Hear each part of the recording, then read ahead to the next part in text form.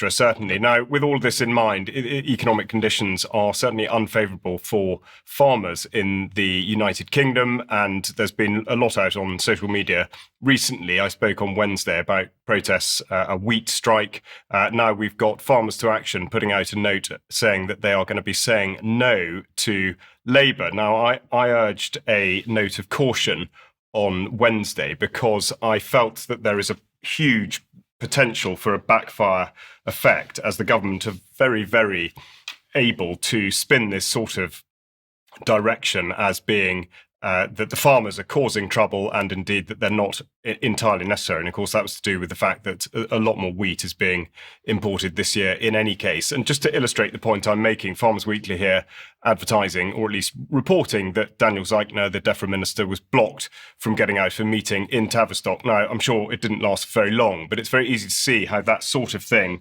could be spun in a particular way to make small landowners and small farmers seem less relevant than, of course, they really are. I think the central issue here is that continually going to government who routinely and almost ritually abuse farmers and indeed the supermarkets is very much barking up the wrong tree. Why on earth would they change their behaviour? What's in it for them? And just to illustrate the sort of lack of care in this regard, I should just point out the Groceries Code Adjudicator is the one-man band that is supposed to arbitrate over the relationship between producers and supermarkets. So consider that he is incredibly under-resourced, and also that the entirety of the Defra budget for this year is 2.4 billion, which would take the National Health Service only 5 days to dispose of. So the message really, insofar as UK Column is concerned, is absolutely to adopt what Julian Rose describes as the proximity principle. And this really should be an opportunity for farmers to be looking for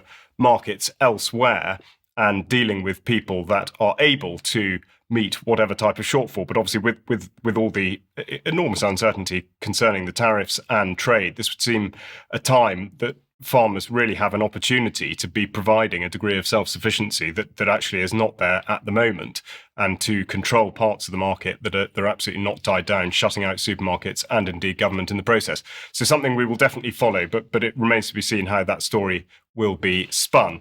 Now, UK Column is funded exclusively by its members and viewers, and if you would like to take part in sustaining what it is that we do and enabling us to go further and better, then please do consider making a donation via the website or joining as a member on a monthly or annual or even lifetime basis, or you could go to the shop and pick up any amount of our very high quality merchandise there. Also, we do stock Clive de Carle's products there, which we get a little percentage from. So that's, again, another option. Please do share all of our content. It's critical in these days of censorship that does get pushed out by those that support UK Column, because we fall foul of all the various algorithmic issues. And now we go to the case of Dan Kleinman, who gave a very good interview to Diane Rasmussen McCaddy on fighting sexual grooming in libraries. And he's now looking for financial assistance in defending against 2 federal defamation lawsuits filed against him by a school librarian in Louisiana. So there'll be details of this in the show notes. Tomorrow in Glasgow, there's going to be the Stand for Peace Scotland Glasgow Peace Walk. So please do get along to that if you're able. Now, Stand in the Light, which was attended by UK Column last year, is going to be happening at the end of May, 23rd to the 26th, up in beautiful Cumbria. UK Column will be attending, and we will be having Darren and Fee on to talk about that in due course. So do consider coming up to see what's going on there. We've published the article which follows up the appearance of John Kiriakou on the news last week, and this is an article by Fiorella Isabel about the effectively censorship through frozen assets by banking. Also up on the UK Column website now is the Scottish People's COVID-19 inquiry. All the various videos are there. And then today, being live streamed from Cambridge, the Sense and Sensibility conference about the origins of the Russian-Ukrainian war. And among the speakers there are Major General Bakshi, who, of course, has been on a UK Column symposium, but also Brian, Lucy Morgan-Edwards and George Galloway. And I should remind you that if you haven't yet got access to the recording of our event in Cheltenham on Saturday, then you're absolutely missing a trick. So please do go to the website and get your access to the live stream there, which is very much still available.